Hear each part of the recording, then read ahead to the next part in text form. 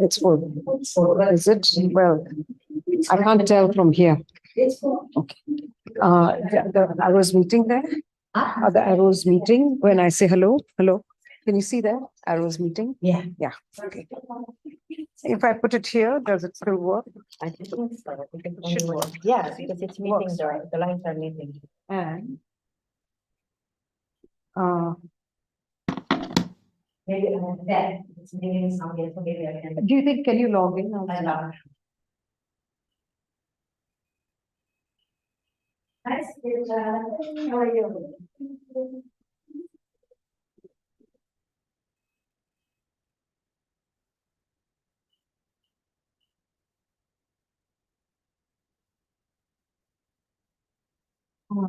I just hope those of you at the back can hear me. Thank you.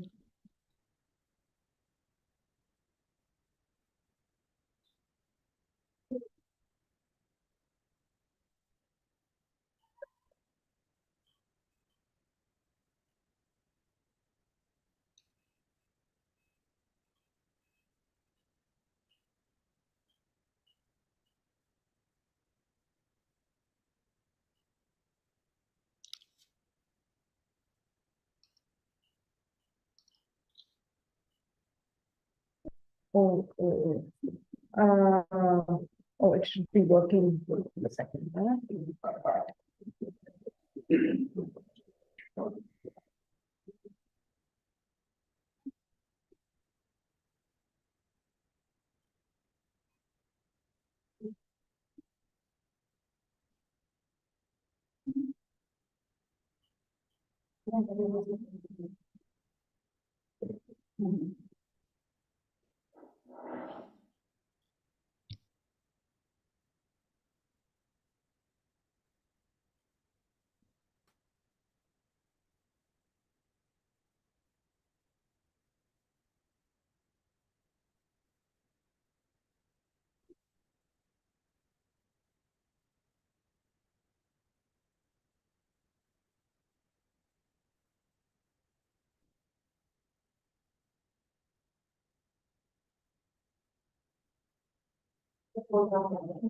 No, dear, I can't, I mean, it's okay, don't worry. Maya's here. It's fine.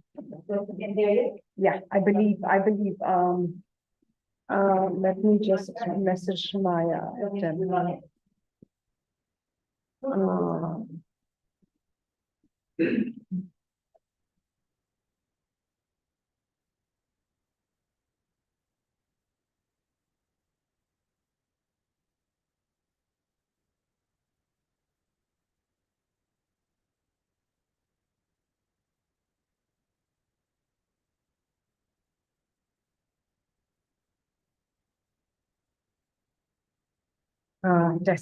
Testing.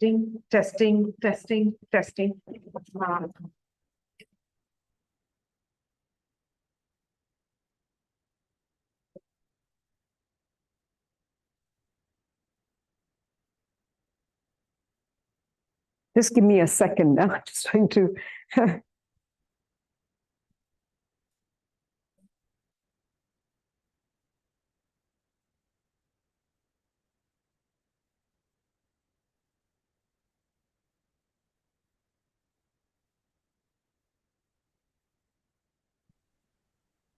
Okay. Just give me a second. I'm just trying to.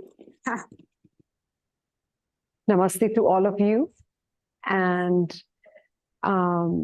we're going to continue into the second portion, which is the portion of sadhana pada. Sadhana pada. The first one was contemplation, samadhi pada. The second portion is sadhana pada. Sadhana pada is the practice, all the practices.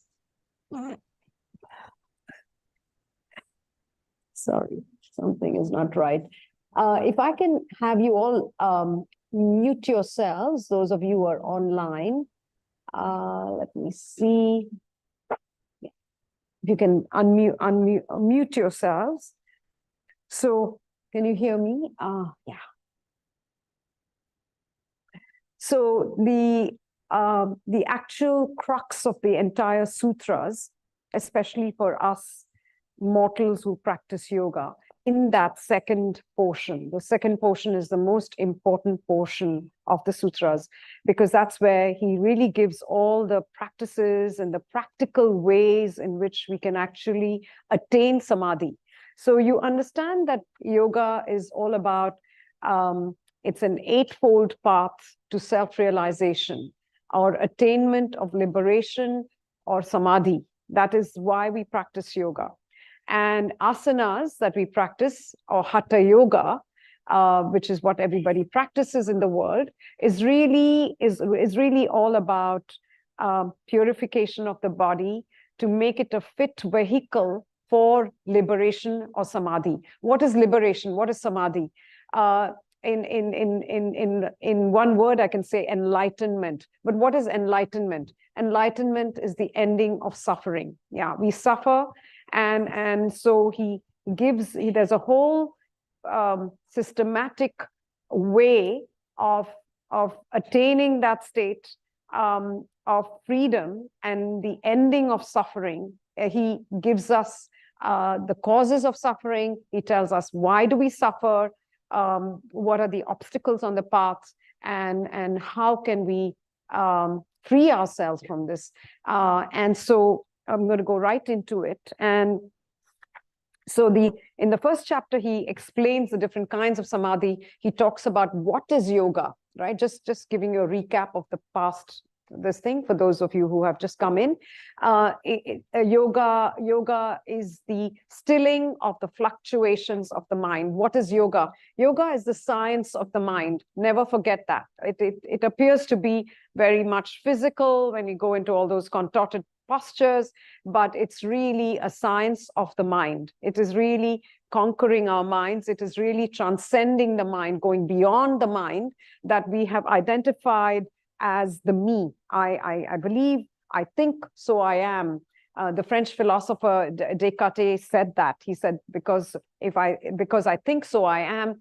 Actually, that's not true, because we are thinking beings, human beings who think, but we are much more than our minds. So when we are able to go beyond the thinking mind and transcend it into that vast, infinite, the reality that is the substratum or the essence or the actual, what do you call it, raw material, that which upon which this entire universe, including you, me, and all these bodies have come about, is based on that one reality. Without that reality, without that, this form could not have been, the mind could not have been, there could not have been this whole world, this universe that has appeared in front of us, this whole material universe, which is called Prakriti.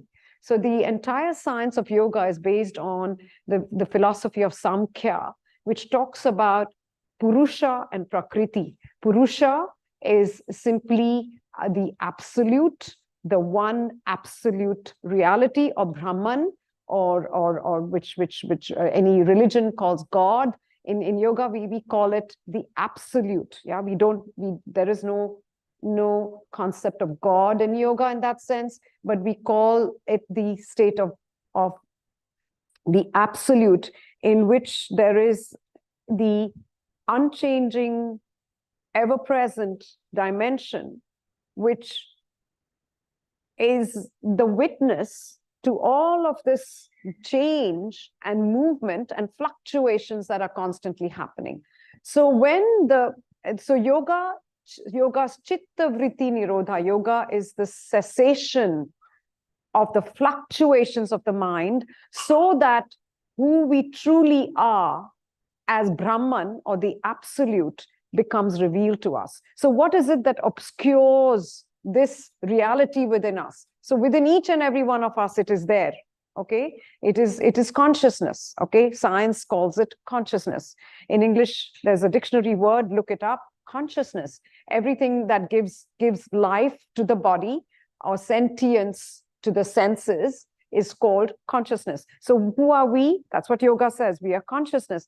But this consciousness is the absolute, and this consciousness is identified currently as a form due to it wanting to express itself. So consciousness expresses itself through the vehicle called the body, and the mind is the instrument through which we experience life. And in order for us to experience, so we experience life. I experience pain, I experience pleasure, I experience success, I experience failure, I experience all the dualities of life as I keep going. I experience waking state, dream state, sleep state. I experience this on a daily basis, don't I? Everybody experiences it. But beyond all of that, underneath all of that, there is, underneath the change and underneath those fluctuations or fluctuating states, is the unchanging. And that unchanging, when we as consciousness merge with that state, become one with it, right? Like it's like the ocean wave becoming one with the ocean, and acknowledging that I am the ocean. I'm not a wave, I'm the ocean itself. That is yoga. So that is yoga is the systematic study to realizing that I am actually the ocean. I'm not the wave. I'm not separate from the ocean. I'm not separate from that Brahman or absolute that I am. That is who I am. I am that I am. And the more I live my life as that, there is a difference in how I live my life. So when we talk about practicing yoga, we're talking about practicing that. Initially, it is intellectual knowledge. So right now, I know it intellectually, but slowly, as we go along practicing yoga in a sincere way, in a way that is cultivating, helping us to cultivate awareness.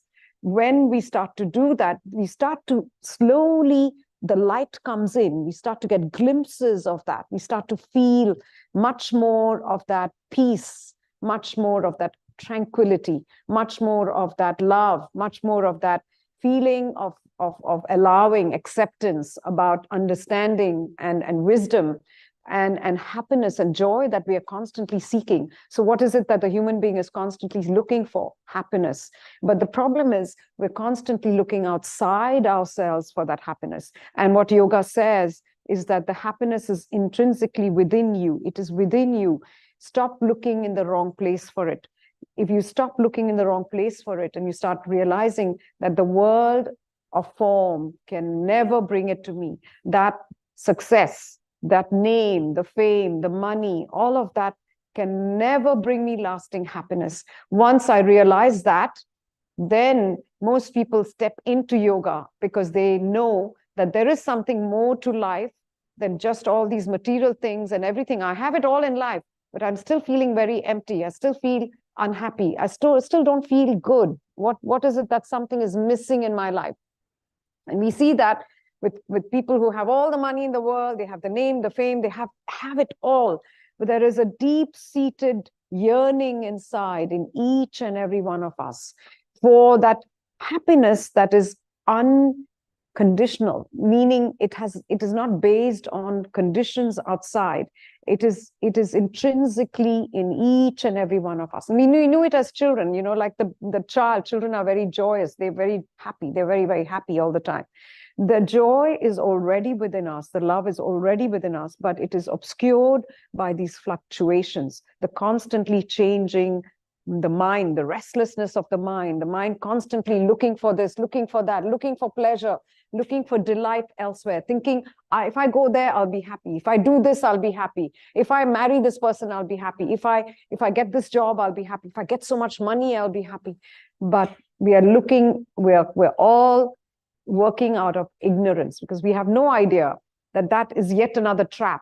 It's going to lead to pain. It's only going to lead to pain. So yoga is the stilling of the fluctuations of the mind. So yoga is the science of the mind. Yoga, the asanas we do is just one part of the whole science of yoga. So learning how to watch the mind, how to become aware of our thoughts, become aware. It's a moment-to-moment practice. So it's not just what I do on the mat.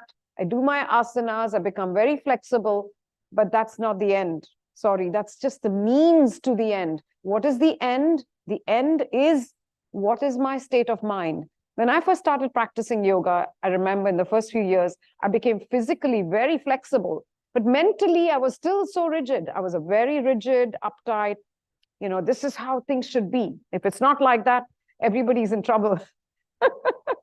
So I'm in trouble and everyone's in trouble. Yeah. And slowly, I began to realize it's about letting go. It's not about holding on to my belief systems, not about holding on to I am right and you are wrong. None of that is going to get me anywhere. Maybe physically I'm becoming very flexible, but mentally my mind is still so rigid. What's the point of doing this practice? And that's when it led me into meditation, led me into all the other deeper aspects of yoga. I started working with the breath, started working with the mind, started working with meditation, because then I realized, oh my God, asanas, yes, I will get a very fit physical body, but what about my mind? Yeah. So yoga is really the science of the mind, and learning how to tap into that field, which is relatively unknown. Yeah, the whole entire psyche is more, for most part, we're not even aware of it. It is unconscious within us.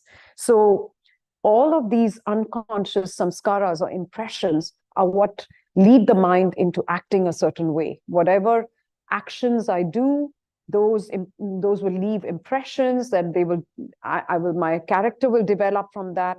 And based on my character and my actions, I'm sowing seeds called karmas. And based on my karma, then my whole life story will be unfolding from that. Based on what my actions are, that so will be my life. Whatever seeds I'm sowing from moment to moment, if I'm sowing seeds of anger, then that's what I will get. If I'm sowing seeds of love, that's what I'm going to get. So learning how to see that my moment to moment awareness, that's what yoga is. It is every minute I am practicing. You need to practice yoga. And that's what he talks about in the first portion, that it has to be done for extended periods. You have to practice. It's a journey of a lifetime, and it is a continuous daily moment-to-moment practice of constantly watching myself, watching my behavior, not watching other people. We are very good with that, right? Right? But not watching others. You are the subject matter, right? You are the subject matter. You watch yourself. And from watching yourself, you start to know yourself.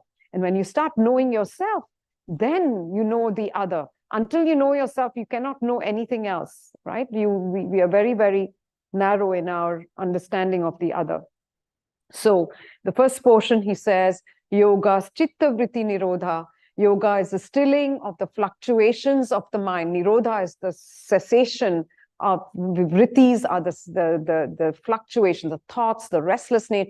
And what are those 5 thoughts? He says, pramana, viparyayo, vikalpa, nidra, smriti. Pramana is through perception, through inference, all that I understand.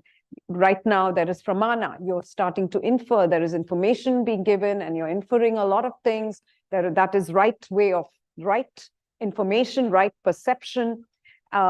Pramana, viparyayo is deluded thinking. I am deluded. I have no idea. I have no basis to what I'm thinking.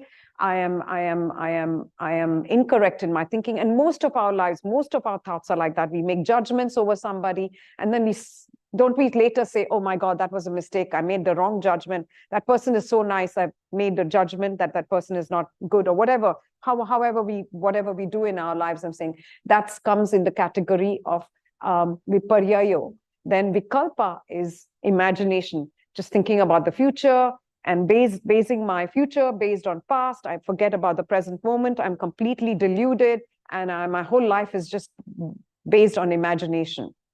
Vikalpa. Then is smriti and nidra. Smriti is memory.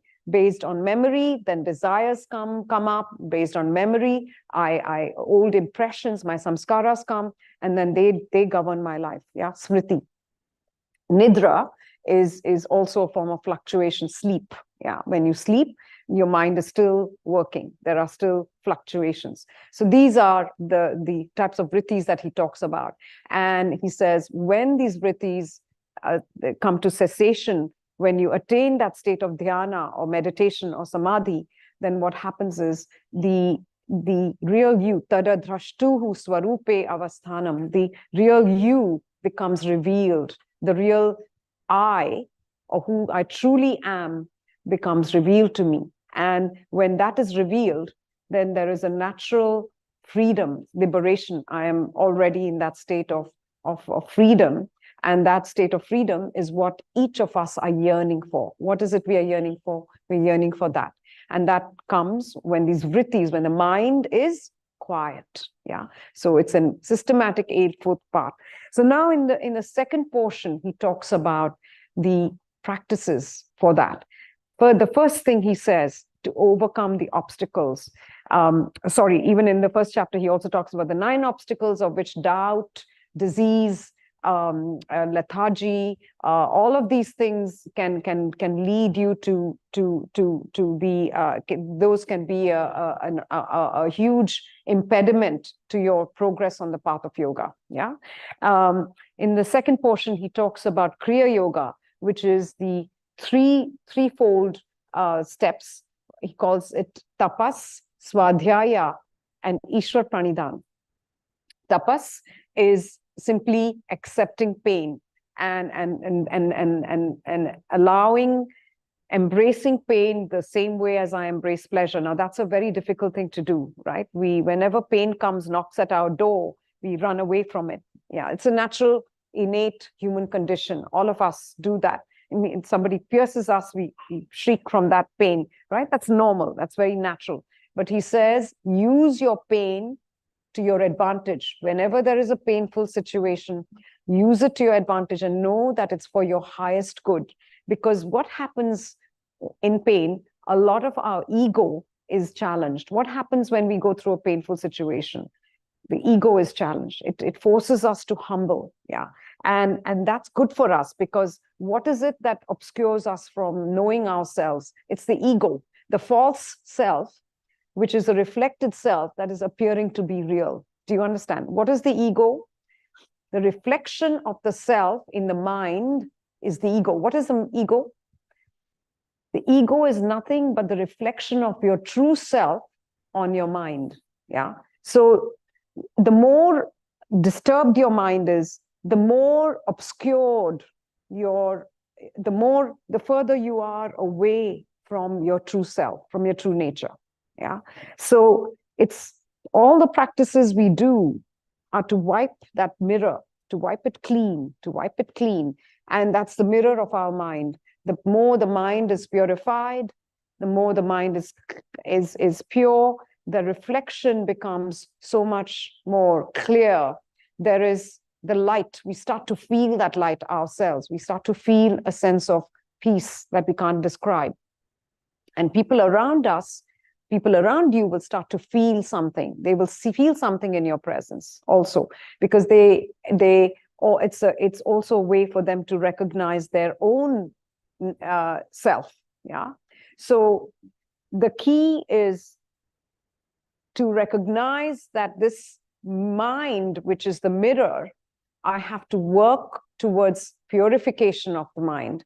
And so tapas is one way I can purify the mind, accepting pain and going through, otherwise the mind, which is constantly pulled here and there by the senses, is like he likens it to a horse with no reins. Yeah, a horse that is running wild. It's got no control, no self-control.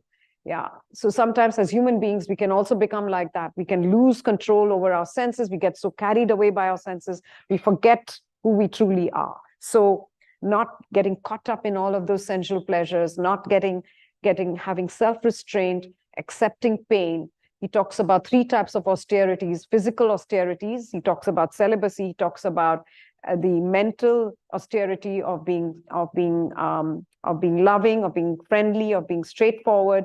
And he talks about the verbal austerity, making sure that your speech is pleasant. Yeah, this is again a very difficult thing for us when we're interacting with others in the world. It's easy for the tongue to be sharp, so practicing that austerity. Yeah, 3 types of austerity for purification of the mind. And then secondly, he talks about Swadhyaya, study of the scriptures. We are doing study of the scripture right now. We're studying the Patanjali Sutras. You can study any scripture which is timeless. It can be the Bible, it can be the Quran, it can be anything that works for you, anything that resonates, because they're all saying the same thing. Essentially, all these texts are basically pointing to the same truths. Yeah. And the third is under Swadhyaya is also self-study and constantly watching yourself. That is a form of Swadhyaya. Constant self-awareness. Yeah. Awareness of the self from moment to moment is a form of Swadhyaya. And the last is Ishwar Pranidhan, in which you surrender the fruits of your action to the self within you. Meaning to say, everything I do it for the sake of doing it, not because I'm expecting something in return. Okay, because the minute you expect something in return, you're unleashing cause and effect into motion. Do you understand? Cause, effect, karma. That's how karma is. How do we form karmas? You know what is karma? Even a child knows what is karma now. And I think it's a word in the dictionary, if I'm not mistaken. It's a legitimate word in the English dictionary, if I'm not mistaken. So basically, karma is simply cause and effect. Yeah, and the effect of one becomes a cause of the other, and the cause of the other becomes the effect of the other. So it is a continuous cycle of cause and effect, which leads us into what they call samsara, the wheel of life. Yeah, the constant wheel of life that's spinning is because of the constant actions. And until we have this human body, we will have to undertake actions. We can't say, I'm going to go to sleep, I'm going to put the blanket, go to sleep, not going to act so that I have no more karmas now in the world. It doesn't work like that. Or I become a recluse in a cave. No. You live in the world, you act in the world, but the minute you don't attach yourself to the result of the actions, you're not bound to any karma. Do you understand? Let's say if I do a good deed, and then there is expectation, and I say, okay, I'm doing this so that I'm getting good karma, I'm going to get some reward from this, then of course I'm back in that cycle. And of course, we all know that with the reward also comes punishment. It never comes alone. There's always duality. Remember that. Embedded in pleasure is pain, and embedded in pain is pleasure. They are not absolute states. Remember that. Embedded in success is failure, and embedded in failure is success. There is they're not absolute states. Once we understand that, we realize I don't need to hold on to anything, because they're really not going to give me absolute happiness. Yeah, I cannot get it, because there is the other side to it, which I don't see. It's hidden from me, but it's there. Okay. So coming back to this, so not being attached to the fruits of your actions. So I do something because I have a love for it. Do it out of love, not because I'm going to get something in return. Now, when we work, of course, we are working because I need my salary. I need to put food on the table. We're not talking about that. We're not talking about that kind of expectation. That's normal. Yeah, I need to work so that I need to take care of my material needs. No, we're talking about actions which do not entail that, which are beyond taking care of your material needs. Now, if I'm greedy and I want more than what I need, then it's going to cause me suffering. Do you understand? But if I have established that this is my life and this is what I need, and I work in a way, but when I work, I'm dedicated to my work. So the other word that he talks about here is the mantra that we should be constantly chanting in our minds is dedication. So whatever I do it well. I do it with dedication. Even if it's a job that's earning me wages or salary, I give it my best. I don't try to shortchange. I don't try to cheat. I don't try to deceive just so that I'm just getting my salary. I don't care. I'm just doing the job for the sake of the job. No, there is dedication, there is giving, and there is love. There is three things: dedication, giving, and love. Because when we work, even if we are working for a salary, we are giving something to society. We are contributing to society. Never mind, we are getting paid in return, but we are giving something of value so that this universe can run the way it is running. The people who clear our rubbish, they are important people, because they clear the rubbish, we have clean streets, we have clean homes. So we are indebted to them, and they are contributing in a big way. So we see that everything in this universe, we are all here to give. Okay, we're all here to give of ourselves, and giving of ourselves without giving for the sake of giving. Yeah, not just giving because I'm getting something in return. Okay, because that is not going to be sustainable. You find it doesn't bring you any joy, it doesn't bring you any happiness. You suffer through it, you're miserable, and it doesn't do anything for you. So giving because it is giving you, you're giving because you realize that you're contributing something to the world of value, and of course you're getting paid for it, but it is also for the sake of giving, and you dedicate it is done with dedication. Yeah. So that is also part of tapas and Ishwar Pranidhan and Swadhyaya, and this Kriya Yoga. The three of them put together is called Kriya Yoga. Okay, and that is very important for purification of the mind. That will help us to overcome the obstacles. Yeah. And then he talks about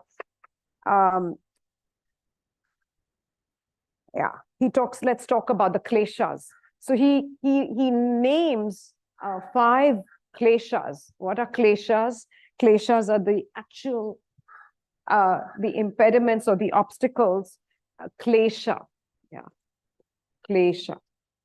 And the first one is avidya. Second, asmita.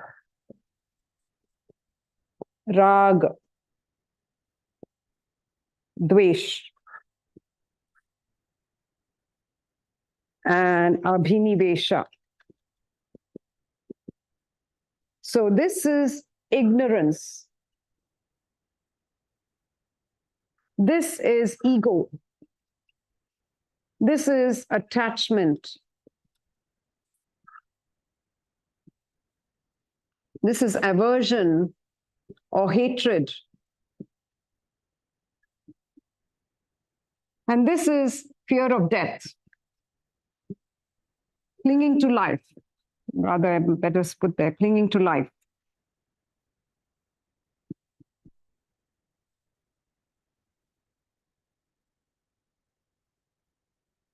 So remember these 5. These are very important.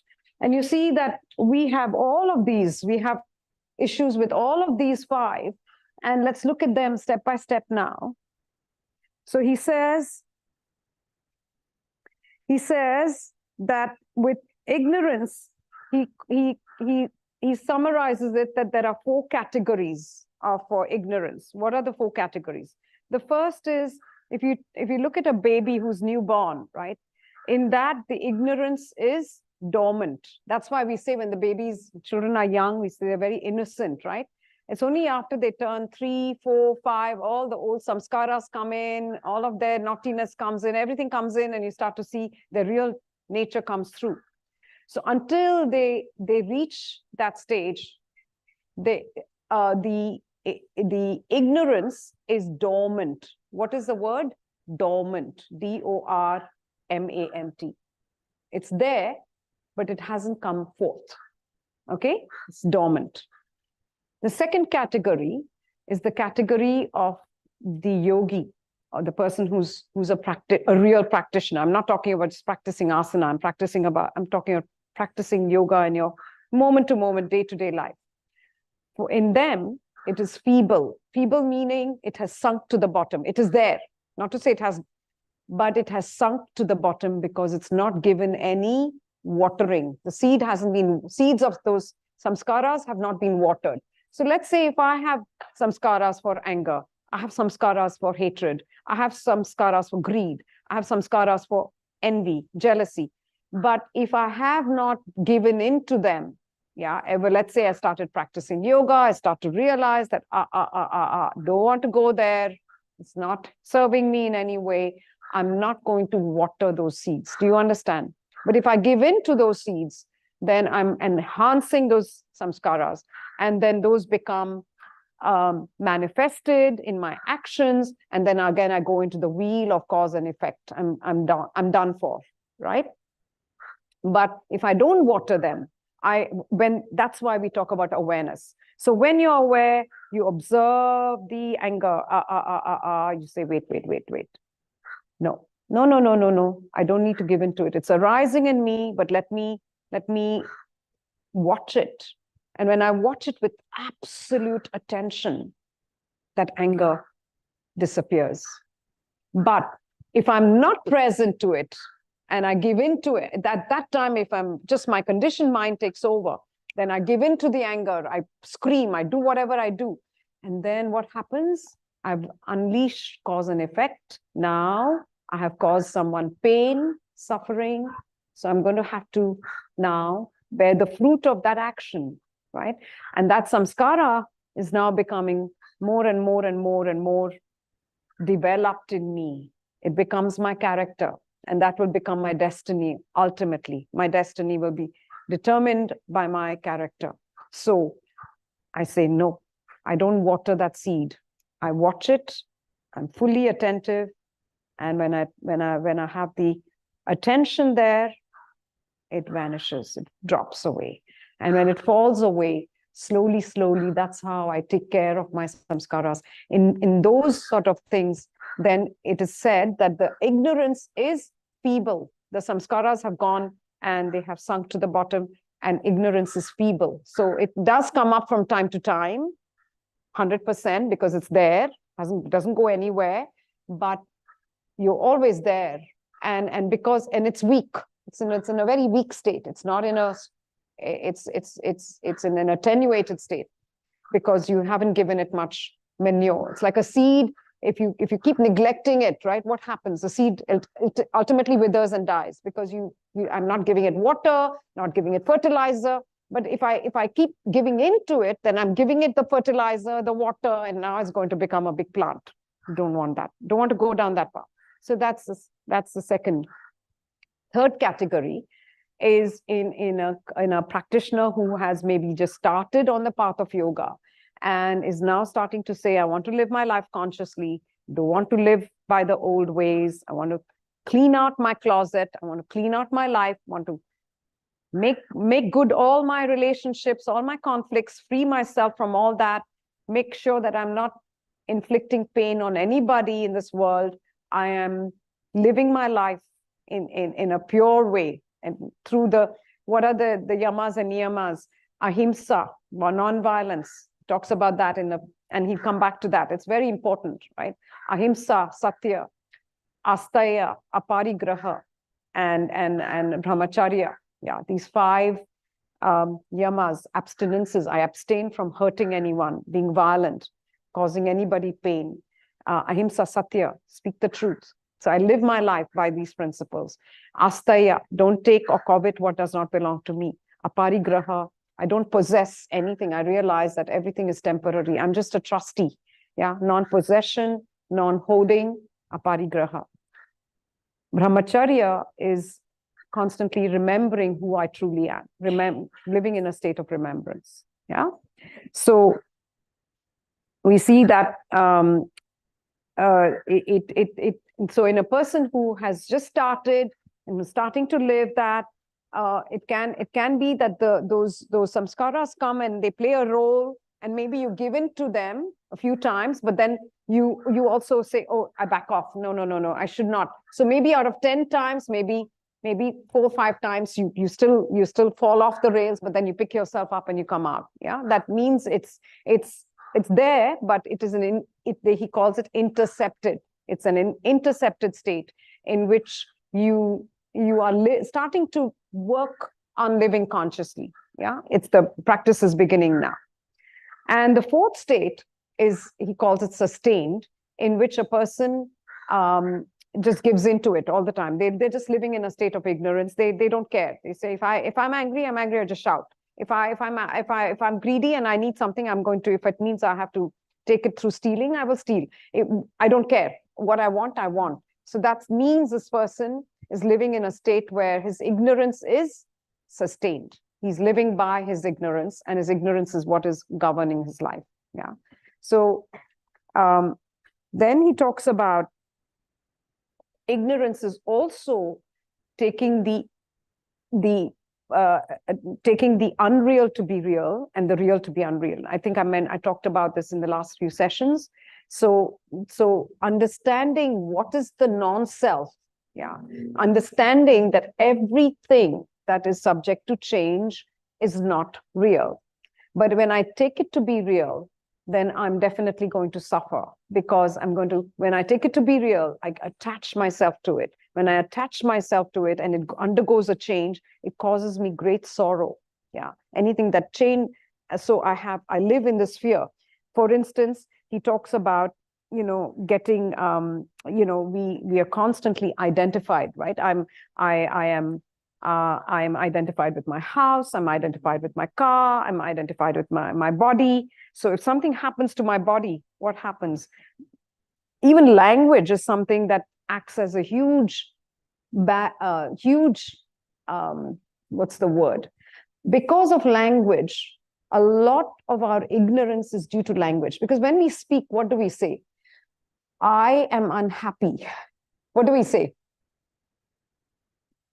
Not my mind is unhappy. We say, I am unhappy. The truth is, who is really unhappy? It's your egoic mind that is unhappy, that has perceived something. The real you, the real I, is untouched by sorrow, by pleasure, by pain. It's untouched by anything.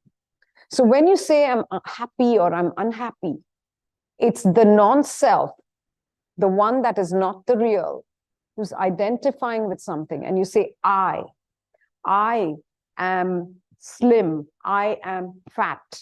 Who's the I? Have you ever questioned? You've never questioned the I. Who is really the I?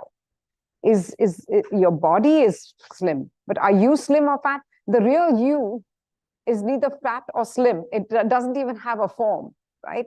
So when you say I am slim and I am fat, I should be slim, then we start to identify with who we are not. So I start to identify with my body, which I'm not. I start to identify with my mind, which I'm not. And that identification leads me to staying ignorant. I'm identified with what I am not. And as a result, we suffer. Yeah. It's the root cause of our suffering is what? One word, ignorance. What's the word? So whenever you suffer, don't blame anybody. The first thing you do is stop blaming someone and say, because of you, I'm suffering, you're going to rot in hell. Actually, no one can make you suffer unless you give them permission to make you suffer. So you suffer because of your own ignorance. Okay? So all those people who you have blamed in your life to say, you caused me and you make me suffer, that's where we need to draw the line. Stop. Yeah. Nobody is the cause of your suffering. You are the cause of your own suffering. If you can write that down on the mirror and see it every morning, it will remind you each time you get up crying and looking into the mirror and saying, why me? Why do I have to suffer? Then understand that I am the one who's causing my own suffering. Nobody is the cause of my suffering. And I suffer because I'm ignorant of my true nature. I'm ignorant. That's why I suffer. Yeah. So now he talks about how when we look at there's a very beautiful anecdote in the scriptures, which I think also I've mentioned. the snake in the rope, because when it's twilight, when the light, like when it's turning from dawn to dusk or from dusk to night, what happens? The light is quite dim, right? So when the light was dim and there was an object on the street and people looked at it and said, "Oh my God, that's a snake, that's a snake." Then somebody came in with a light and said, "That's not a snake, that's only a rope," right? In the same way, this information, this knowledge or jnana, this knowledge is like the light that can shed our ignorance. Yeah. Once that light comes into our life, and that's what yoga is. He says yoga is not for those who are already enlightened. They don't need it, right? Yoga is not for those who are living in complete delusion and have chosen to live like that. Yeah, there are many people in the world who say, I don't want to hear of it. I just want to live my life in pleasure. Don't tell me about this. I'm happy the way I'm doing things. So don't tell me about this. And there are those who are in between those two states, who are neither fully enlightened and neither are they're in the complete dark. They are in that twilight zone in which all they need is a light, and that light is this knowledge, and that knowledge wakes you up and you realize, actually, that's not a snake, that's just a dead rope. The realization that this whole world, this whole universe is nothing but a fabrication of my mind. It's not the truth, it's not the reality. As is my mind, so is the world. And if my mind is a reflection of the self, right? The self is reflected in my mind. This whole universe is nothing but self. Do you understand? What is this universe then? Purusha. This whole universe is Purusha that is temporarily manifested in form. Are you all clear about that? So everything is divine. Everything. The leaf is divine. The ant is divine. Your enemy is divine. The person in the jail is divine. Everything is Purusha. Everything is that pure divinity, yeah, as the essence. Maybe forms are different, we look different, we appear differently, but the truth is we are all one and the same. We are not different, yeah. So he talks about that. Then he talks about ego is the identification, as it were, of the power of the seer Purusha with that of the instrument. So Purusha is temporarily identified with his body-mind. And he says the truth is just the stroke of one eye. So you think of it as this eye, right? When we say I, it's the I, right?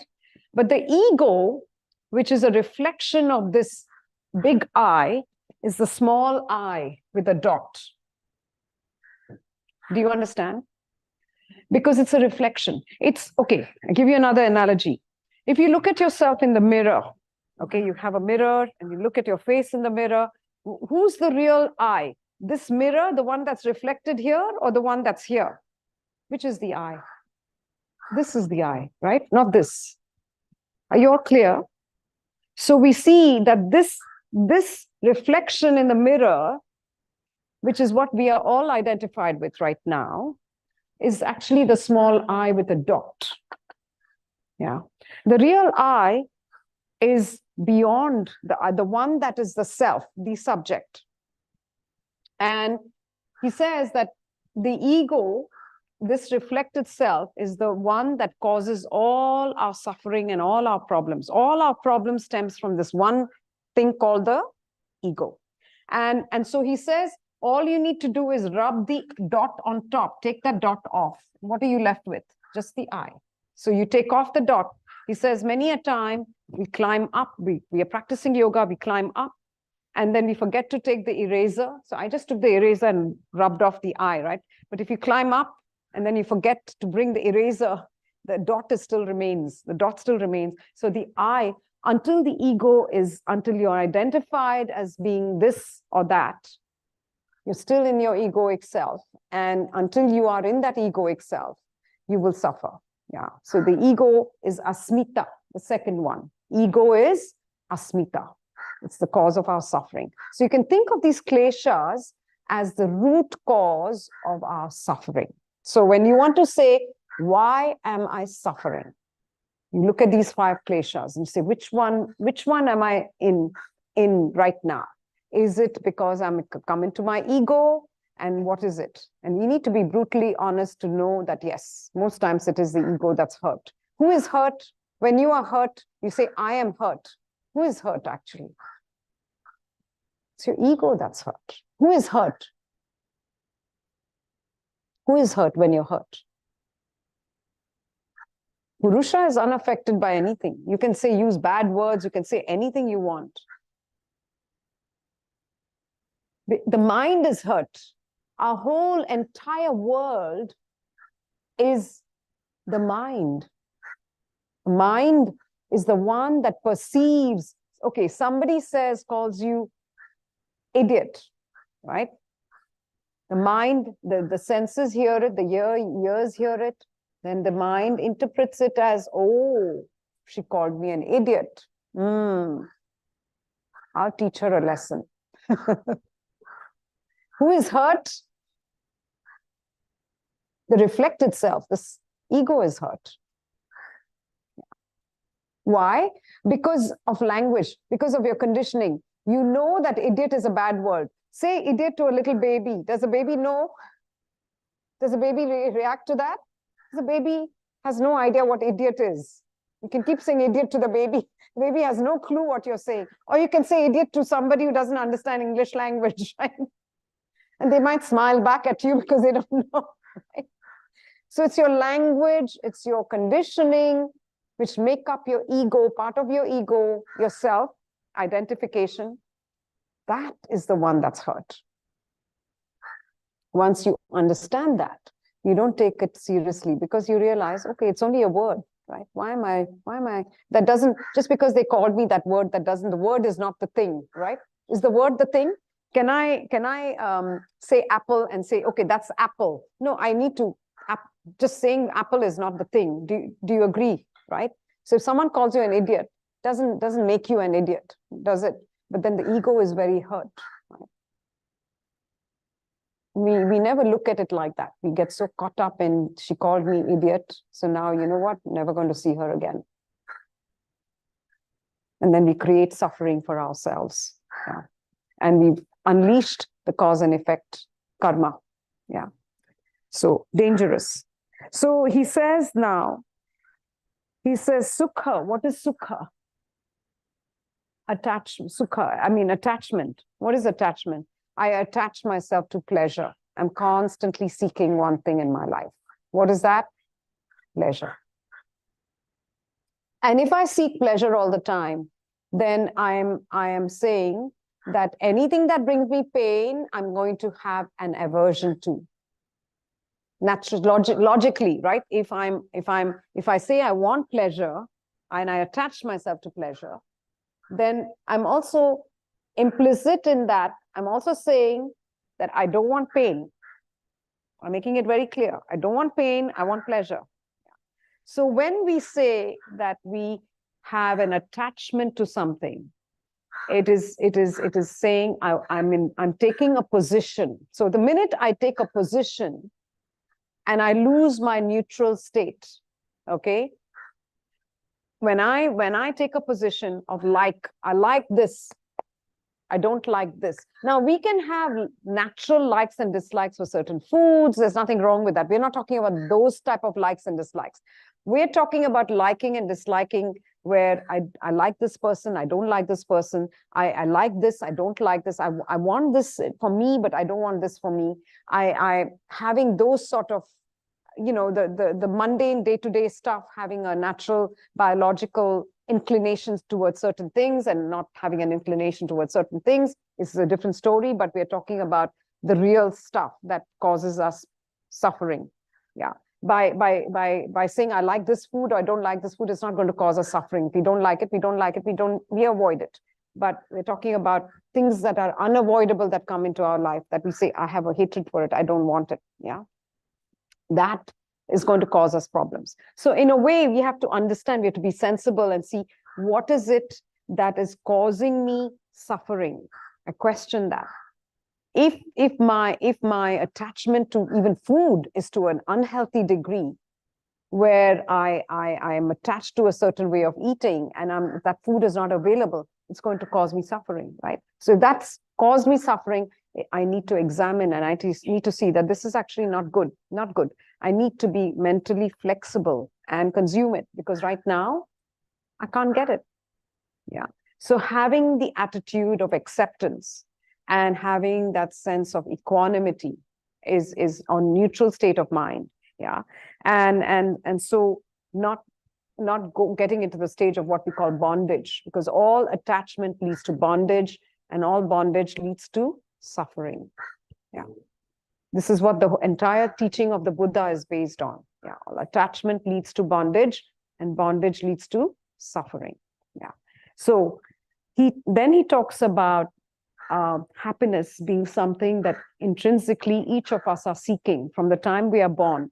He says even an ant is moving towards that. Even a plant, if you look at the trees, yeah, when we planted these trees, we were told that every one of them will be competing for the sun. What is every tree looking for? Every blade of grass and every leaf looking for?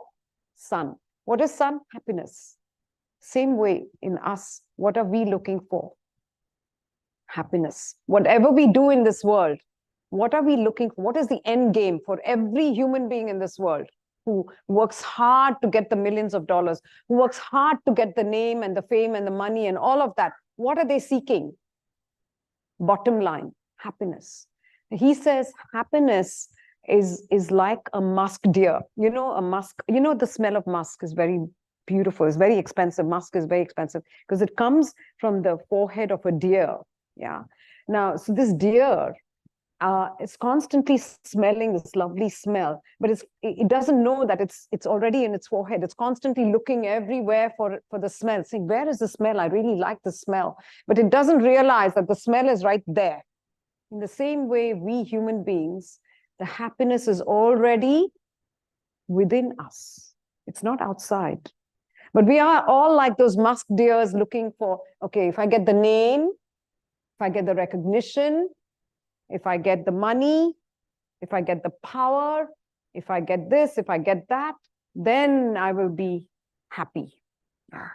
So we are looking in the wrong places for our happiness. When we stop looking outside for our happiness and we start to turn inwards, which is what in the eightfold path of yoga, pratyahara, sensory withdrawal, turning the mind and senses inwards, is the way to realizing the happiness. The happiness is within me.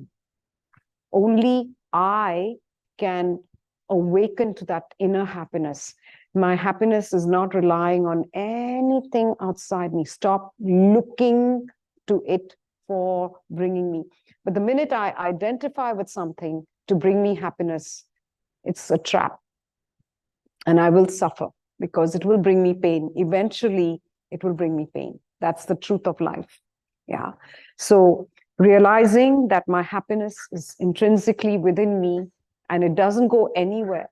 Even when you're crying, when you're sobbing, when there's grief outside, yeah, you've lost something very precious, the happiness is untouched. That's why the consciousness is termed as Sat Chit Ananda. You know those three words? Sat Chit Ananda. Yeah. Being, consciousness, bliss. So how do we describe Purusha? Because Purusha has no attributes. It has no form. You can't even call it by a name. It doesn't even have a name, right? Of course, in religion, they have names for each of those gods. But here there is no name. They describe it as Sat Chit Ananda. It is Ananda is bliss or happiness. Chit is consciousness. And Sat is being, or that your being, Sat, is truth. Sat is also truth. Yeah, that's the truth. That's the reality. Rather than truth, I think the word reality is more apt. That reality within us, which is consciousness, is in an ever state of bliss. It is always in a state of bliss. So the bliss or the happiness is always there. It's never not there. Yeah. But it's constantly covered up by my, right now I'm anxious, right now I'm tense, right now I'm unhappy, right now I'm angry, right now I'm sad, right now I'm hurt, right now it's constantly covered up. It's like the sun is always there, but the clouds keep coming and going. So then you get a glimpse of that happiness, and then suddenly another cloud comes, cloud of one emotion. Then again, it gets covered up. You get bad news. Somebody says, oh, you have something. Oh, you've just lost a lot of money. Immediately what happens? It's obscured. Okay, it gets covered up because I'm identified with my money. Yeah, so it causes me great pain. I'm attached to it. So anything I'm attached to is going to cause me what? Pain and suffering, because I'm also going to have fear of losing it. What's the other thing that accompanies attachment? Fear of losing it. I have it, now I'm afraid that I will lose it. So I'm living, it's a suffering. Fear is a form of suffering. So he says, yeah. Then he talks about abhinivesha, fear of death. Now, death is something that we have gone through many times. Yeah. And what yoga believes is that we naturally have the instinct, fear of death instinct in us. I mean, even a cockroach has it. You know, I often have me and cockroaches, we often have a battle. The cockroaches showed up in the bathroom and I'm like, okay, it's you or me. And I can see the cockroach knows. Yeah. So even an animal knows when it's going to be slaughtered. Apparently, I was told. If you go to a slaughterhouse and see how these animals are killed, they know that they're going to be killed.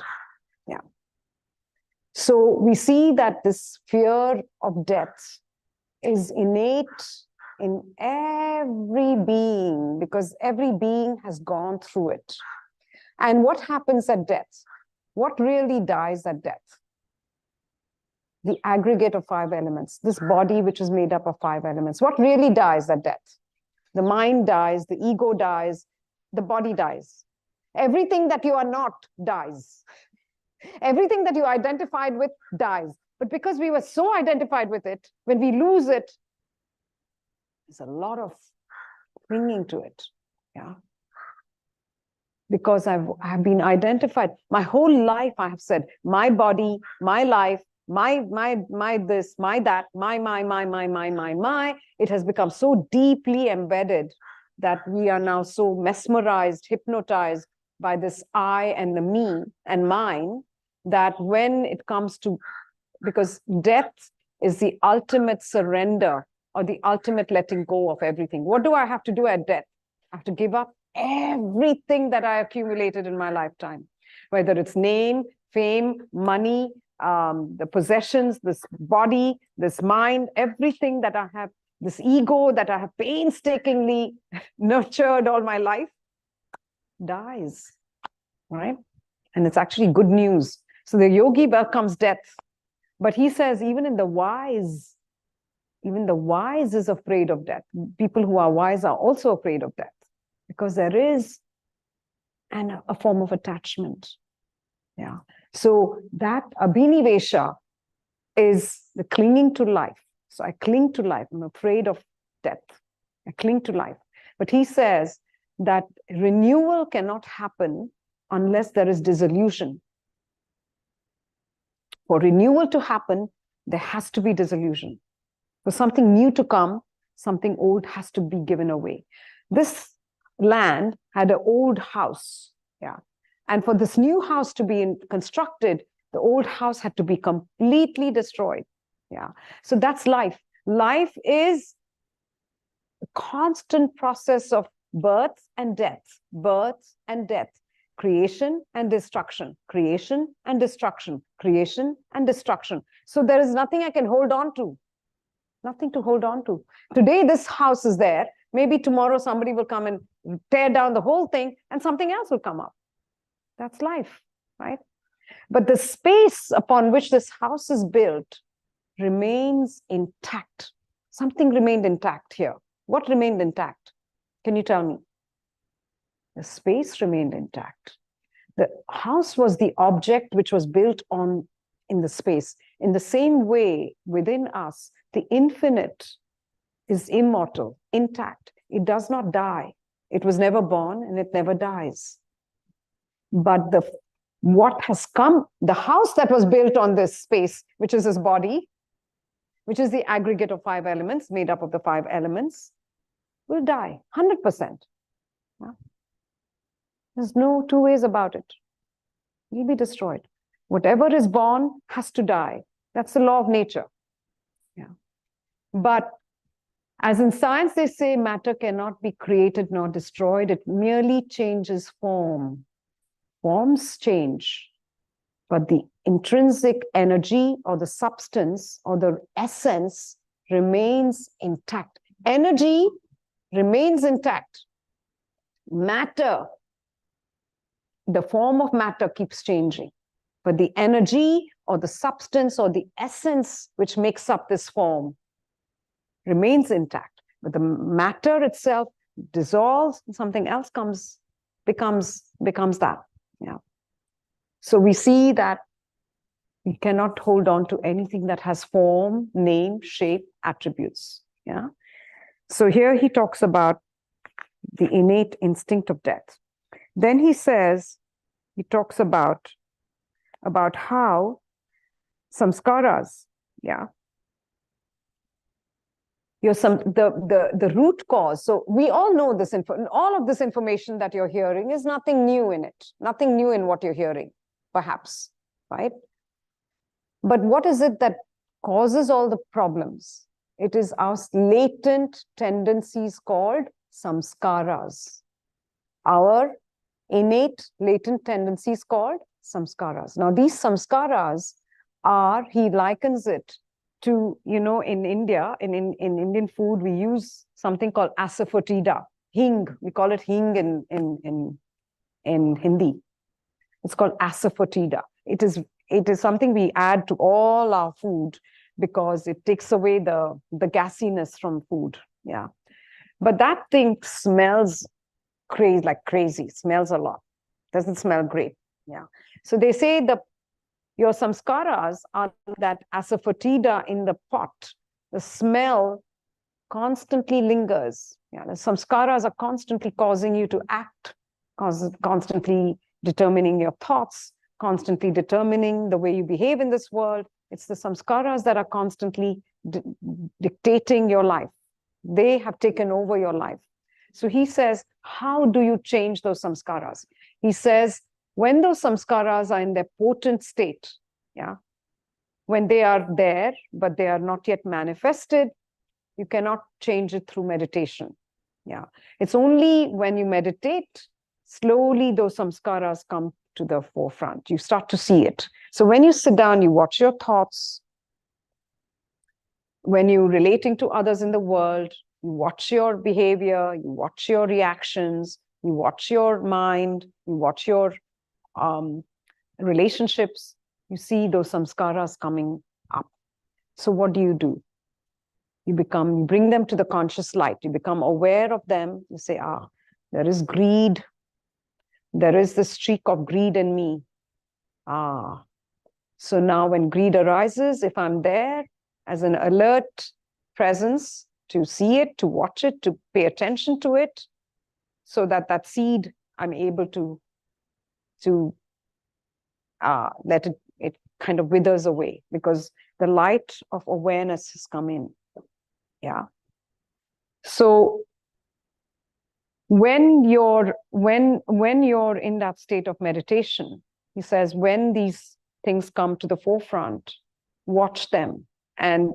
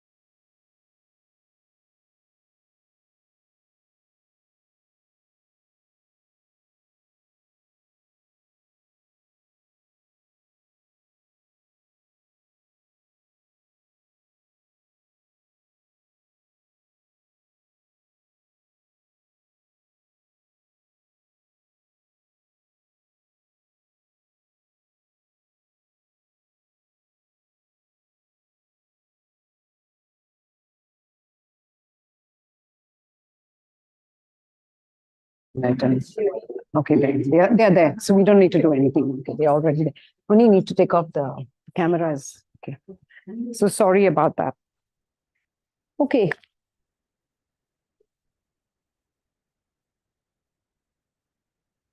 There's a little meeting there. What happened? About what? Oh, the dream premonition. Okay. So we.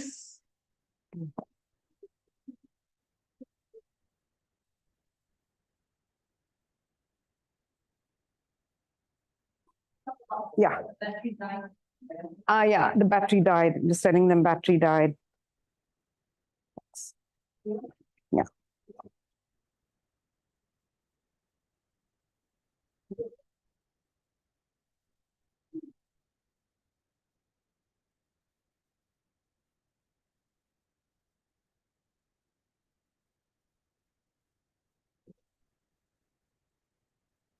So he says that the asafoetida is that smell, the samskaras in us are constantly lingering in us. Yeah. And it's like that smell in the pot that lingers even after you keep washing, and you cook in that pot, right? That the smell of asafoetida is always stuck in it.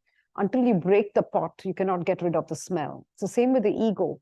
Your samskaras are constantly lingering. And until you break the ego, you cannot be free from those samskaras. Yeah, they will constantly bother you. But of course, he says once you are enlightened and once you have realized your true nature, then the samskaras don't play any role in your life. They are there, but they don't really, you don't act on them anymore because you are aware that these are my tendencies that came that were there, accumulated when I was ignorant, right? It was a root cause of my ignorance. When I was ignorant, I took on board all these anger.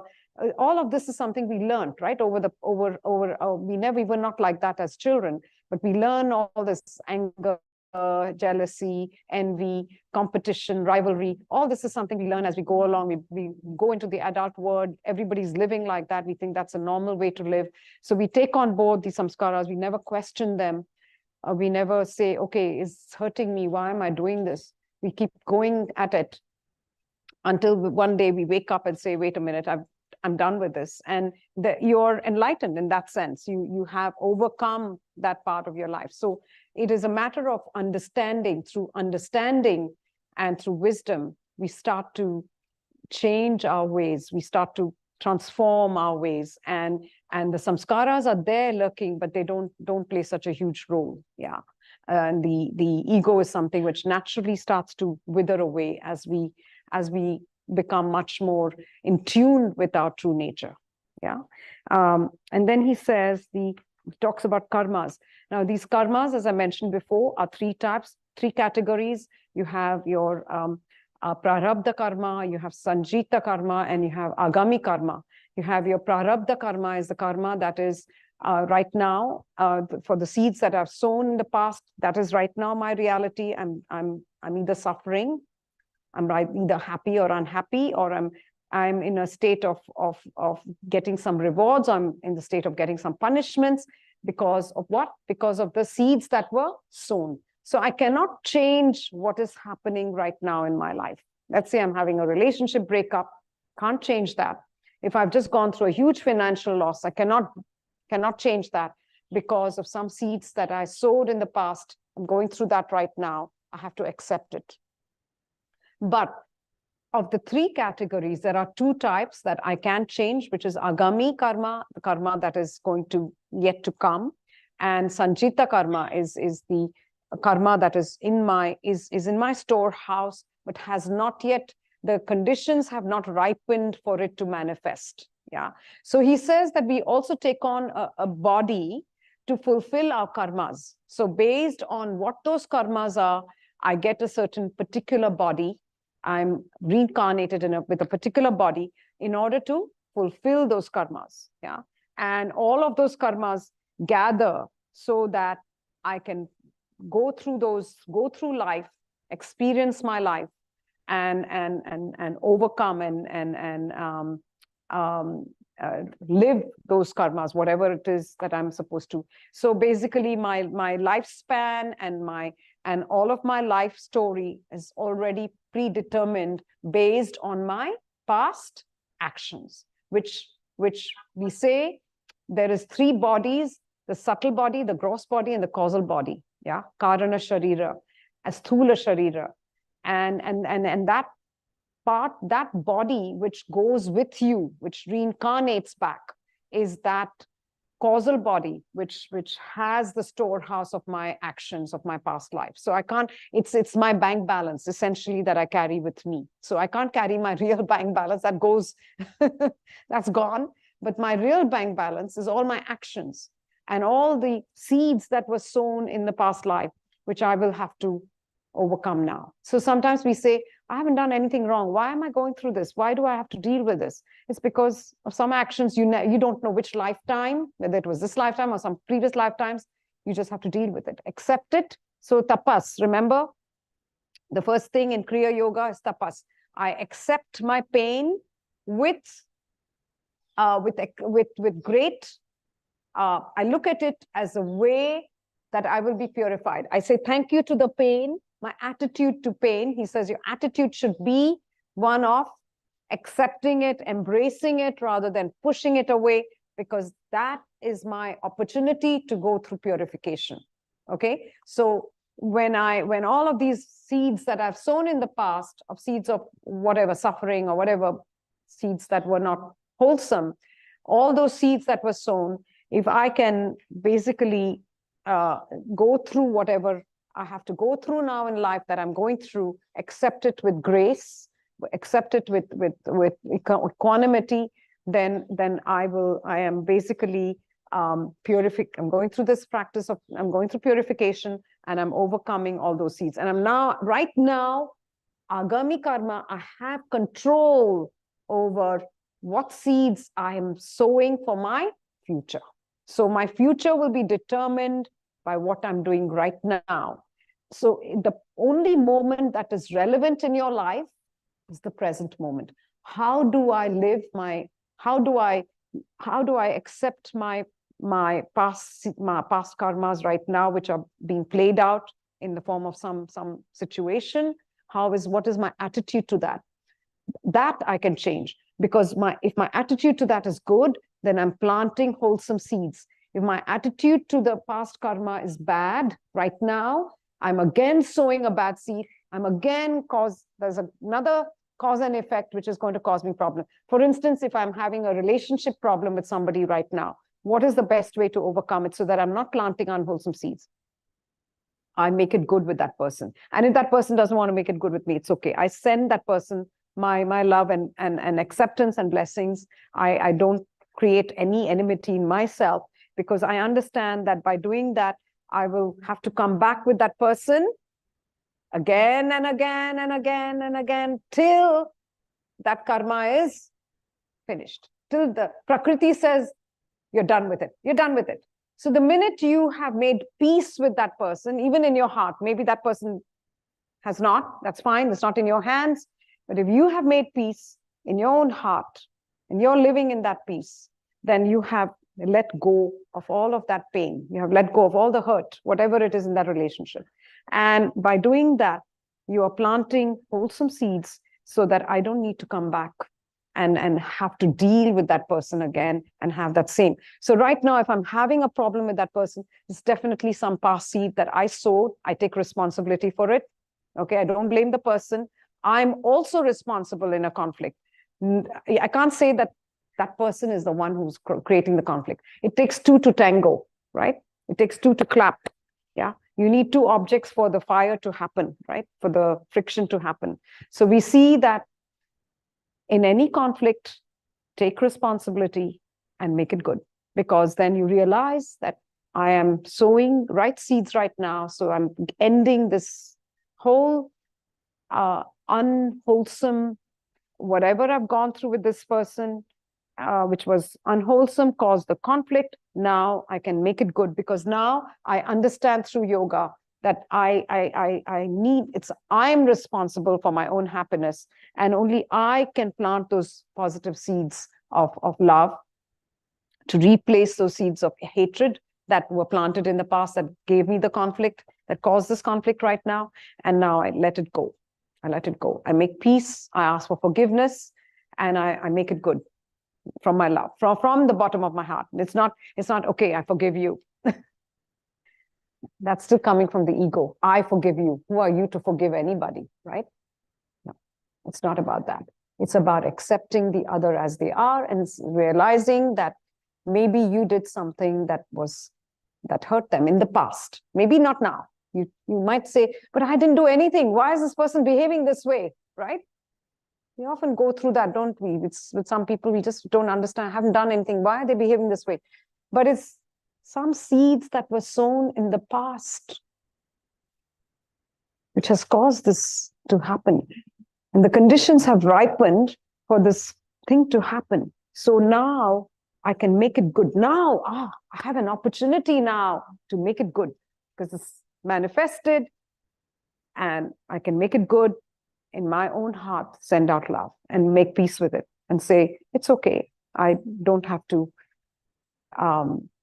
perpetuate that pain. Yeah.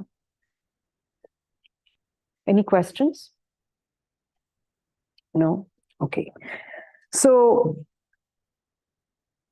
he says, based on what your life is, that's how you will be reincarnated, and that's the birth you will get, and that's what you would, the life experiences you will get. Yeah. So we have to tread the path very carefully. They say, it is said, to get this human body, you had to go through 84,000 births.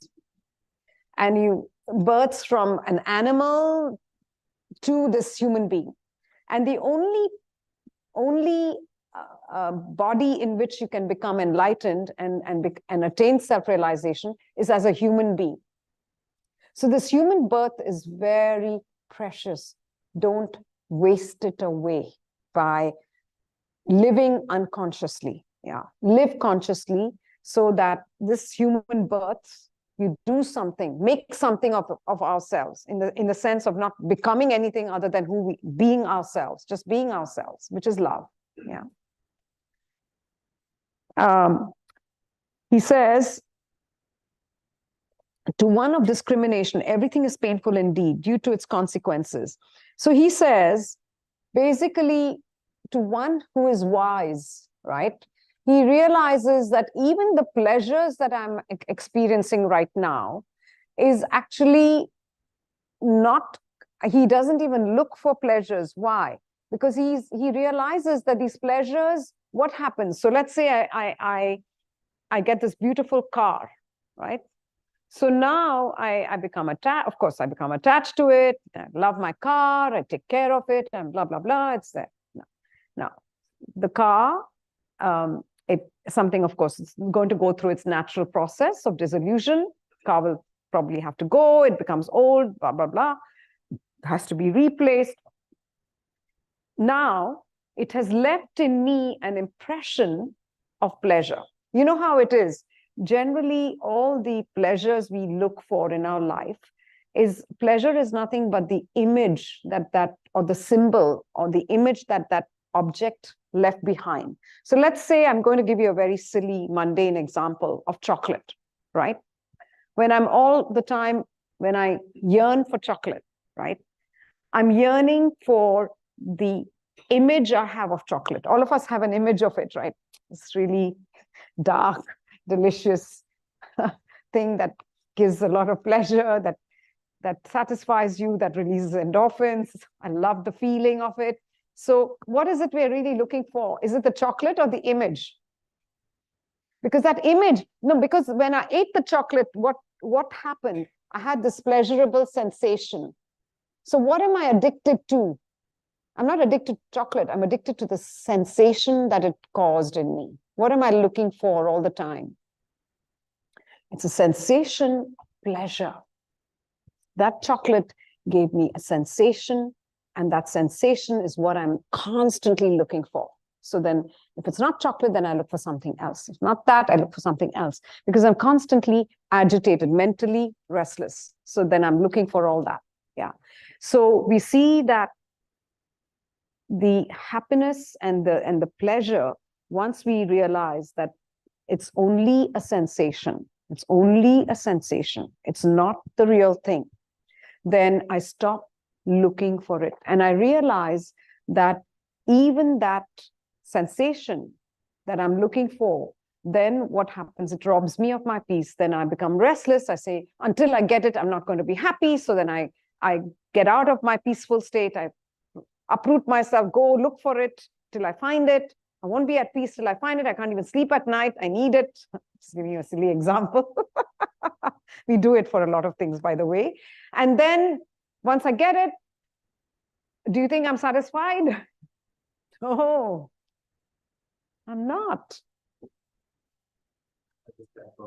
It's only temporary. Because it was only a sensation, it didn't last, doesn't last. So once I understand the whole mechanism, I see through it, I don't go after it anymore. I realize it's not going to give it to me. It's not, and I am looking for not temporary. I'm looking for something that's permanent, right? We start becoming more smart as we grow older, right? We say, not looking for the temporary things, doesn't do it for me anymore. Yeah. It's all temporary. It doesn't do it for me anymore. And then we see how those addictions and the addiction to the pleasure becomes a source of great suffering. We suffer. We suffer immensely. So once we realize this mechanism, then we don't look at life, then we actually enjoy life. Because now, when it comes, when the chocolate comes, I say, I enjoy it fully right now. But I'm not, that's it, I'm done with it. I don't need more chocolate and more chocolate and more chocolate. And then when the mind says, you want more, of course the mind will say, I want a continuation of the pleasure. Right? Mind is going to say, I want more of it. What do you say? No, you're conscious enough to be aware of that yearning, that desire. And you say, I don't need it. I don't need to give into it. Done, done. So I enjoy it while it comes. So what he says is not to say we negate the pleasures of life. We enjoy the pleasures of life. There's nothing wrong with a beautiful car. There's nothing wrong with a beautiful house. There's nothing wrong with a beautiful dress. There's nothing wrong with having beautiful jewelry. Nothing wrong. As long as you don't possess it and you realize it's been given to me temporarily, let me enjoy it fully. And when it goes, I allow it to go. Its time has come. Like everything in this life has a time. It's finite. It's bound by time. This body too will become old, no matter how many creams and lotions. And, you know, the other day somebody asked me, how come your hair is so black? I say, I diet.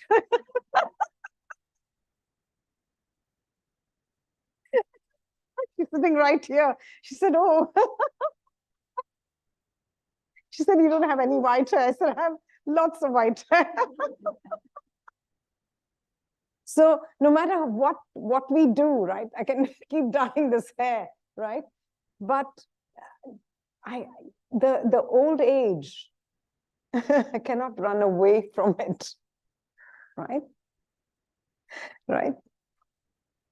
So we see that we cannot run away from nature and the fact that it is all transient, temporary. There is no such thing as eternal youth. It does not exist. There's $1 billion industry around it, but it does not really exist. Yeah. Yeah. So we see that once we understand that, he says, to the one who has discrimination, he understands that it's not going to last and it's eventually going to bring me pain. So I don't need to hold on to it. When it comes, I enjoy it. When it goes, I enjoy that too. Not stuck to it. Not stuck to anything. That is freedom. What is freedom? When I don't possess anything. The minute you possess it, you're done for. It's a noose around your neck. Because now you have to take care of it. You become its slave. I have to look after it. Right? Have this beautiful car. I have to look after it. Yeah. I have become its slave now. I have to take care of it now. Right? So we see that everything that I possess, everything you possess comes with a price tag. What is it? It comes with a responsibility that I can't run away from. Then we are human, we have a feeling. Yes. So we have tendency to like attachment. Yes. Let's say our close, let's say our close people Yes. pass away, we cannot be like no attachment. No. Okay. Thank you. So sweet. Danny, you're right. 100%. You will feel grief. You will have pain. 100%. Yeah. Your loved one dies. You're not going to say, oh, I'm enlightened. I can't even. Yeah. You will, there's a natural biological reaction to it, which will be crying. 100%. You cannot say, if I come and take a pin now and prick your skin, are you going to say I'm enlightened? There's no pain. Oh, no. There's no pain. So we say that pain is inevitable. And I will grieve. You will grieve. Okay, when you lose your loved one. You will grieve if your house is on fire. You will grieve when you lose your car. 100%. But it's not a it's an emotion that you shake away. After a few minutes, it's temporary. That grief too is temporary. But when it becomes extended, prolonged, and you live your life by, that is my story, I lost my house, I lost my this, I lost my that. You know how some people's grief, it never ends. Then their whole life is revolved around that grief. I've known of a lot of people who live like that. They lose a loved one. They never live normally ever after that, because to them, I'm dead. Something died. Yes, something within you does die. What dies? Part of your ego that was identified with them. Yeah, it's normal. It's normal to go through grief, and it's normal to cry. It's normal to have the pain, but it's not that prolonged pain in which you refuse to let go of it. You accept that this is life, and I have to accept that this is all finite, which then makes me understand that the people that are around, that we treat them with utmost love, because I could lose them any minute. They could die any minute. Yeah. So let me take something good out of that. I suffer, like he says, you suffer willingly. Tapas. Remember tapas? Don't forget the word tapas. Tapas, the real meaning of tapas. You know what is the real meaning of tapas? Not the Spanish.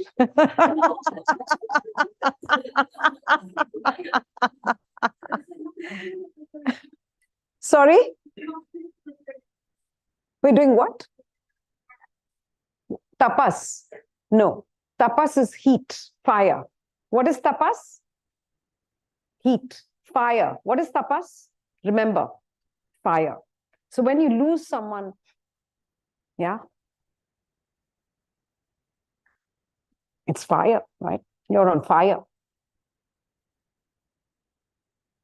It is to teach you that everything is temporary. That death can teach you that. And it is a huge part of your ego that died with it, because you identified with that. You identified with that person, or you identified with that relationship, or you identified with the object. And it's natural, it's normal. There's nothing wrong with that. So they don't say you shouldn't be crying, you should not go through grief, you cannot. It is natural. Dukkha is natural, suffering is natural. Yeah. But it's not prolonged. It's like it comes and goes, like pleasure comes and goes. And you're back to life. Life has to be lived. Okay, does it answer your question?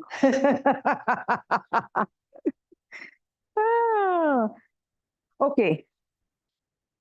So he says the pain that has not yet come is avoidable. How? Again, by living more consciously. You live more consciously and you realize that I can avoid this. I don't need this. You can avoid pain by not making the same mistakes again and over and over and over and over. What do we human beings do? We keep making the same mistakes over and over and over. We keep getting knocked, we get slapped around, we get pushed around, thrown around. Yeah. We still don't learn our lesson, right? So we avoid that. We avoid repeating the same mistake. We are intelligent about it and we live consciously. We don't repeat the same mistake. Then it can be avoided. Why people make the same mistake? One is the ego, one is the ego. Yes. Another one is the feeling like I saw my parents. They both very often quarrel. I said to my mom, Yeah. You already know my father's attitude. He's like those old days. Yes. Man is superior to Yes. boy. Yeah. So just give it to me, then you'll be like no quarrel. Correct. But he refused. He also got the ego. They repeat the cycle again. So you know what happens, Danny, in this situation? It's very sweet. She's right. We see it with our parents, right? It's funny. And then the cycle perpetuates. Now they'll be born again. Maybe as mother and son or something. You really know the solution, very much. It's not even big deals, but for a very small thing, as simple as fighting for TV channel.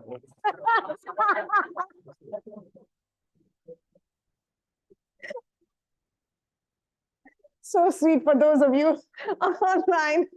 Danny's talking about his parents and how they fight about small things, right? TV channel or something like that, right? And he's there counseling them. Yeah, and see, so that's what I'm saying. So if they had this knowledge, right, they would understand that what's in a channel, let me not create a problem. Because those little things, you know how it's the little drops that make the whole ocean, right? So then you start to build a lot of, your whole life is full of conflict with that person. Whatever that person does, now there's going to be a problem because you have it in your head that that person thinks he there's no end to himself. So now let me show him who's boss. Right? If you're mighty and superior, I too am mighty and superior. Right? But if she stops playing the game with him, then he doesn't need to be superior anymore. He plays the game because she's there, available to play the game. It takes two, right? But if I refuse to play your game, there's no more games, right? That's what we do, adults, constantly playing games with one another, psychological games, right? Who's more superior? But if you stop playing the game, it's finished, it's over. That dynamic is over, it's done. But it takes great courage. It takes great strength. And if I've lived a whole life like that, now in my old age, it's very difficult, Danny, very difficult to change at this age. So you're telling your mother who's probably in her 70s, it's very hard, which is why we say, change these traits when you're young. It's very, very difficult. As you are when you're young, that's how you will be in your old age. Do you understand?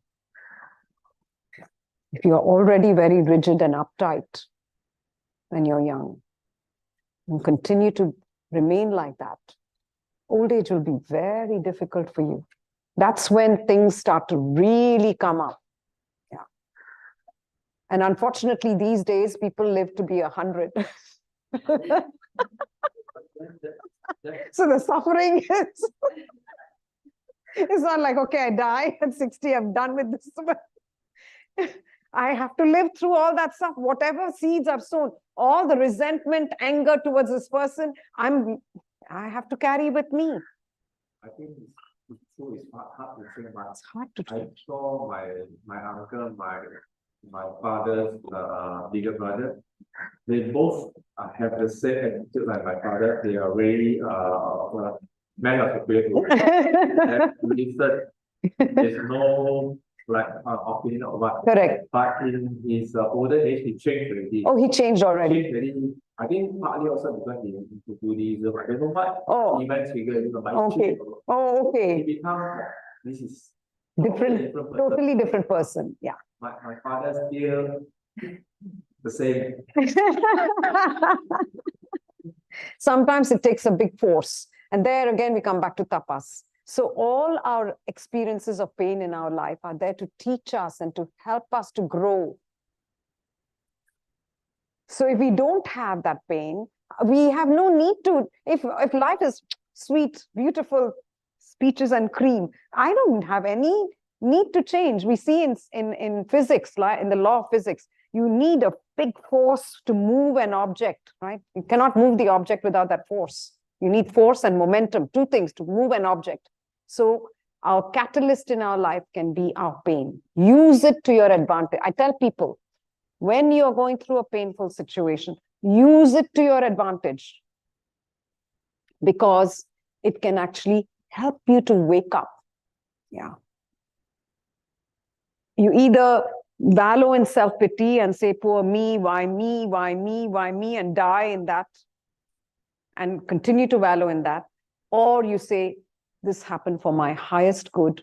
Let me take the lesson from this. It is helping me to change. So like you say, maybe for your uncle, there was some event that happened that forced him to change. But it's so nice to see somebody like that, right? So when you see someone like that, you know it's possible. I also remind me, I don't know what to do like that.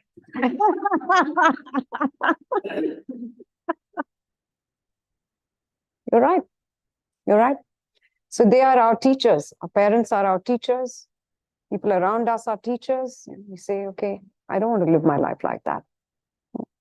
I don't want to die. I don't want to live my old age as a bitter, angry, resentful person. To say that, a lot of hardship and a lot of pain, so and so was the cause of my suffering, and keeps, oh my God, it's hell. You're living in hell. The hell that we talk about is right here and now. There is no place up there which you can say that is hell. This is heaven. Both heaven and hell are right here, right now, in what you're going through and how you live your life. You create your own heaven, you create your own hell. Don't get carried away by all the books that say, heaven is there. I do good now. I see this with some of the people who are raised to be terrorists, right? They are promised, that's what they're indoctrinated from the time they're really young, that there is a place you will go to, heaven. If you kill, if you do this, then there is this beautiful place. It's a beautiful place full of full of all the wonderful things that you dream of. You will get that, right? So these poor kids who are indoctrinated kill mindlessly, cold-bloodedly, because they think I'm going to go to heaven there. They have no idea that they not only are they creating hell for themselves, but they are already in hell right now. There is no need to think about heaven right there. Do you understand? So there's no future place. It's right here, right now. The heaven and hell. Okay, so we talk about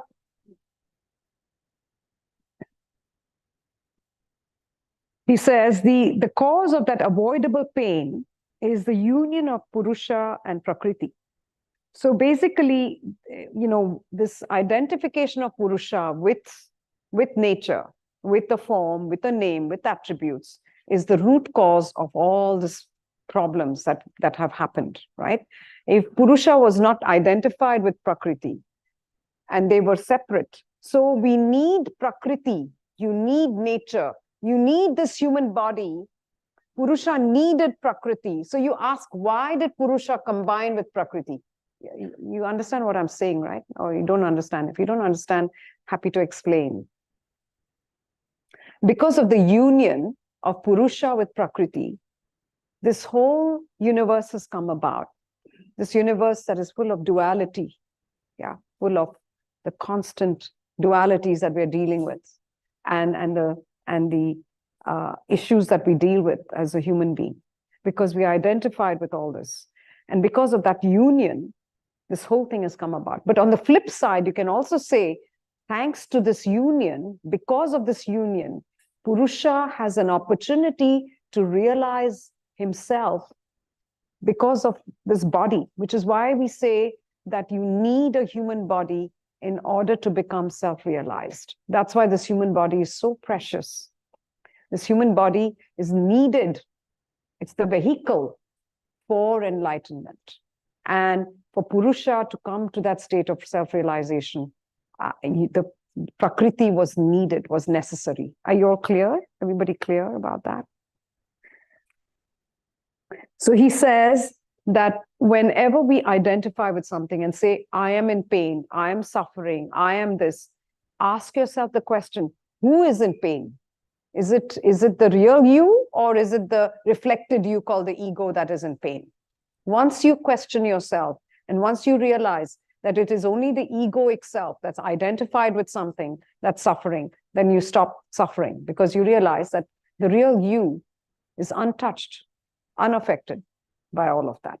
Yeah, it's the phantom you appearing to be real, or the reflected you that's appearing to be real, that is the one that suffers. Do you understand? He says, the scene is of the nature of the gunas. So he says the three gunas, remember we talked about them, rajas, sattva, and tamas. Yeah, the three gunas. These whose purpose is to provide experiences and liberation. So this entire universe and the body is governed by the three gunas, rajas, sattvas, tamas. And he says that that because there's a constant change of the gunas, yeah, the gunas are constantly fluctuating. One time there's more rajas, there's more tamas, there's more sattva, there's more, even in different phases of your life, you found maybe there was a phase in your life and you were very rajasic, very ambitious, very aggressive, and then you come to a phase in your life and you become very tamasic. You say, I can't be bothered with life, I can't be bothered with anything, I'm just going to not do anything. Or there's a phase in your life and you say, I want to really clean out my closet, I really want to clean up my life and live life properly in a conscious, in a good way.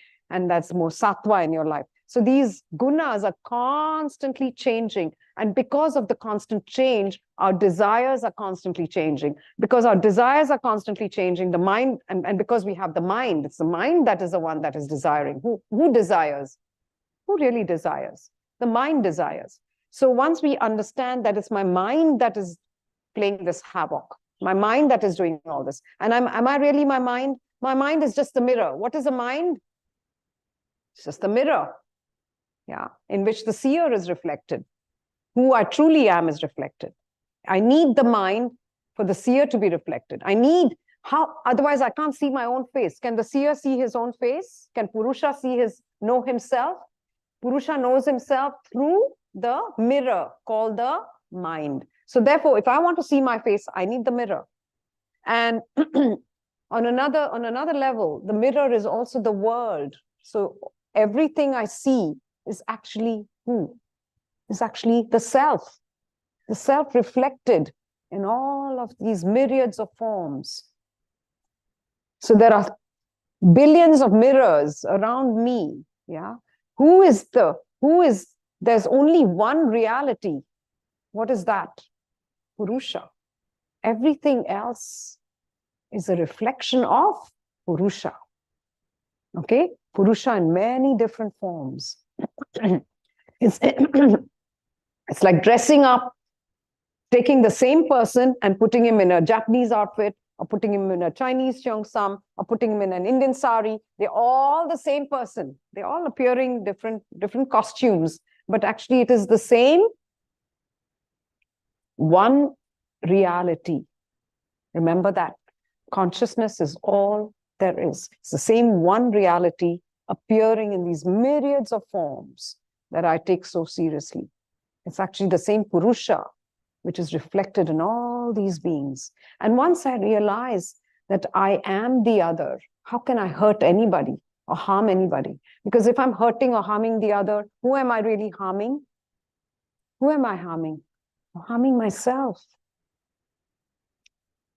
When I'm loving to someone, who am I loving? I love myself.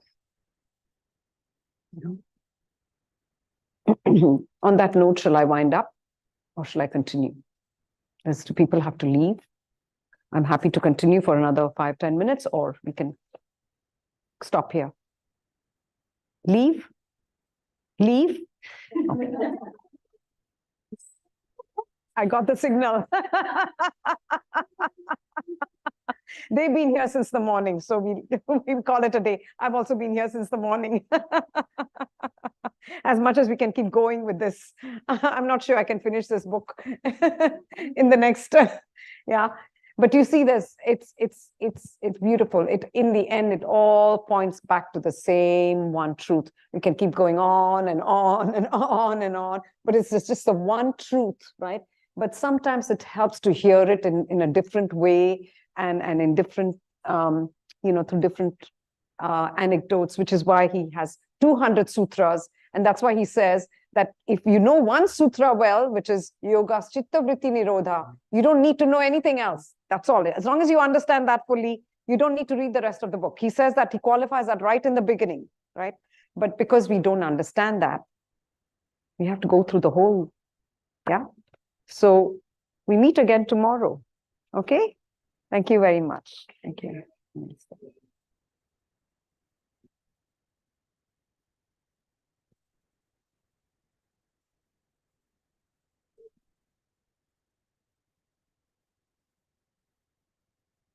No, I'm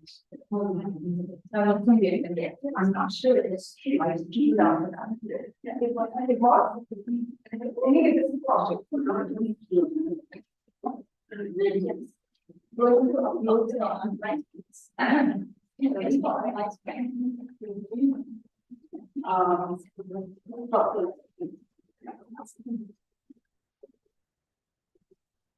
on